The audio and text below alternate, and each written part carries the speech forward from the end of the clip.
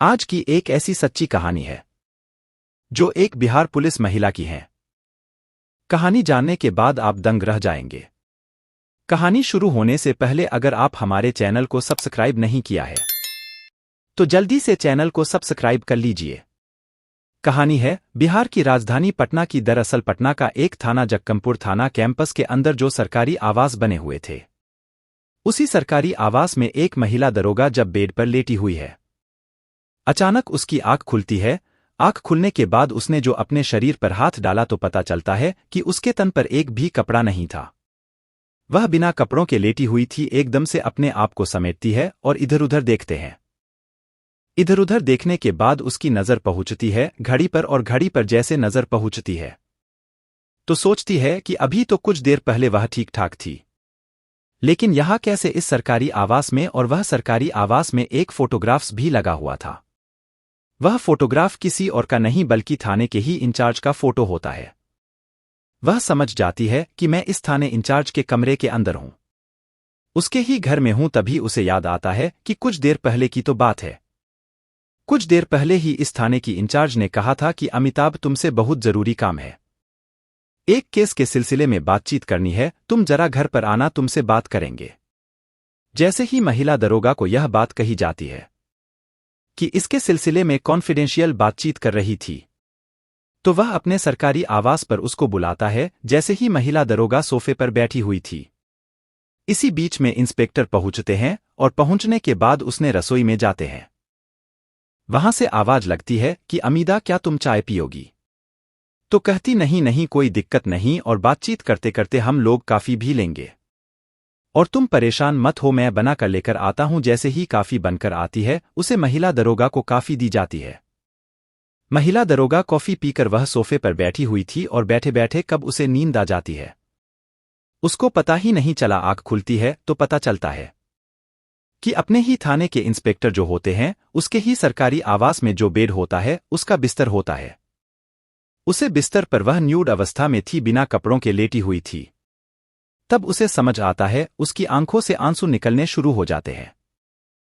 रोती है, गिड़गिड़ाती है, कहती कि सर, आपको पता नहीं आपने क्या कर दिया है। बस जैसे यह बात की जा रही थी वह रो रही थी, और इसी बीच में रोते रोते एक आवाज आती है कि अमिताभ, परेशान होने की जरूरत नहीं है, तुम बिना कपड़ों में बहुत अच्छी लगती हो, यकीन ना हो तो देख सकती हो।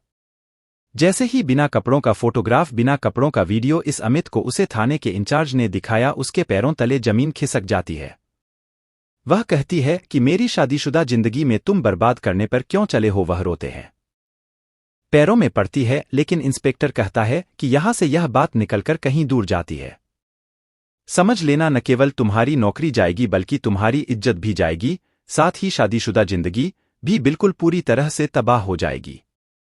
इस जैसा कहता हूं वैसे ही करते हो। उसे महिला दरोगा के सामने आप कोई ऑप्शन नहीं बचा था।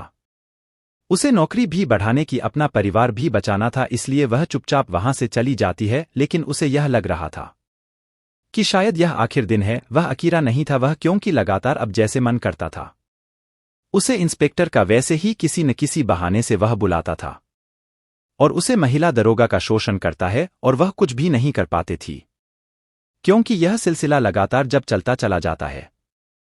इसी बीच में वह गर्भवती हो जाती है, और अपने गर्भवती होने के बाद जब उसे इंस्पेक्टर से कहती है तो इंस्पेक्टर साहब कहते हैं कि तुम मुझे जानती नहीं हो कि मैं कितना पावरफुल हूं।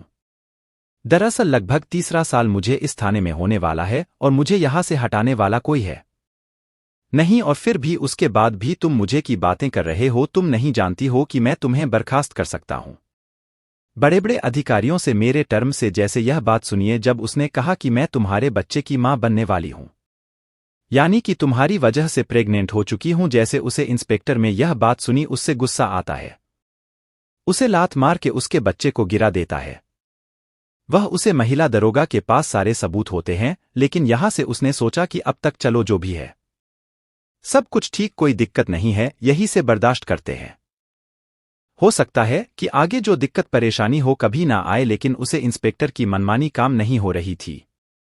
1 महीना फिर गुजर जाता है, लेकिन जब एक आदमी फिर गुजर जाता है, लेकिन अब जब तक अभी तक तो शायद किसी को यह बात मालूम नहीं थी लेकिन एक दिन थाने के अंदर ही महिला दरोगा और इंस्पेक्टर के बीच में इतनी बहस होती है कि यहाँ पर जितने भी स्टाफ वाले तैनात होते हैं, चाहे वह होमगार्ड हो, चाहे वह अन्य पुलिसकर्मी हो या फिर अन्य दरोगा हो या और कोई ऑफिसर हो जाएगी, उनके सबके सामने यहाँ पर इतना हंगामा होता है और उसे संगम के बीच शुरू से लेकर आखिर तक की पूरी कहानी इंस्पेक्टर की सबके सामने मुंह जवानी महिला दरोगा बता देती है।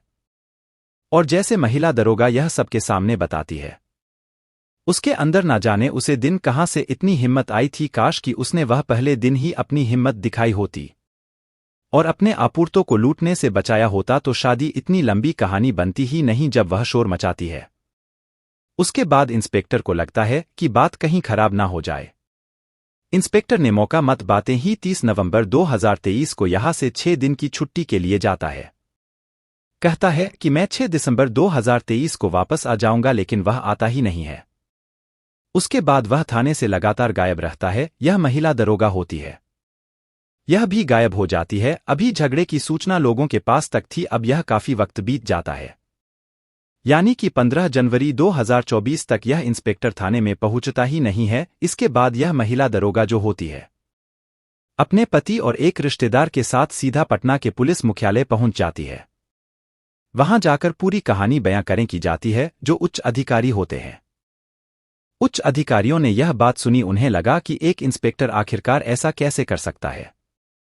तभी आदेश दिए जाते हैं SC/ST थाने को। जब आदेश दिए जाते हैं इस महिला की तहरीर रिलीज है, उसे पर मुकदमा दर्ज किया जाए और इस मामले की उच्च स्तरीय जांच की जाए। यदि जांच में जो भी दोषी होगा उसे दोषी को किसी भी कीमत पर बख्शा नहीं जाना चाहिए।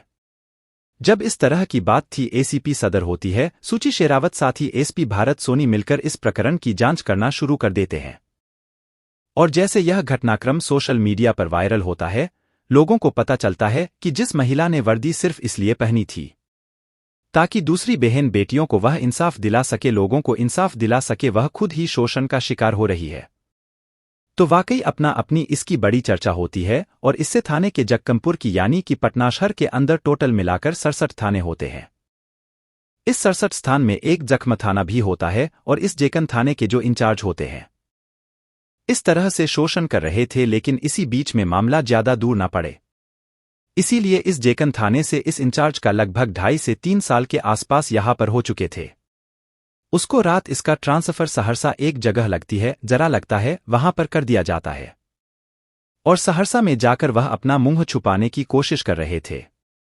बताते यह भी है कि मीडिया कर्मियों ने जब इन इंस्पेक्टर साहब से बातचीत करने की कोशिश की तो इंस्पेक्टर साहब ने फोन ही काट दिया, फोन बंद कर लिया और मीडिया करने से बातचीत करने की कोशिश नहीं की। हालांकि पूरे मामले में ACP सदर सुची शेरावत और साथी भारत सोनी जो SP साहब होते हैं इस प्रिंटिंग की जांच कर रहे हैं। उनका यह कहना है कि हम इस मामले की जांच कर रहे हैं, एक एक पहलू को देखेंगे फेंगे और जो भी सबूत होंगे कम से कम समय में जताने की कोशिश करेंगे।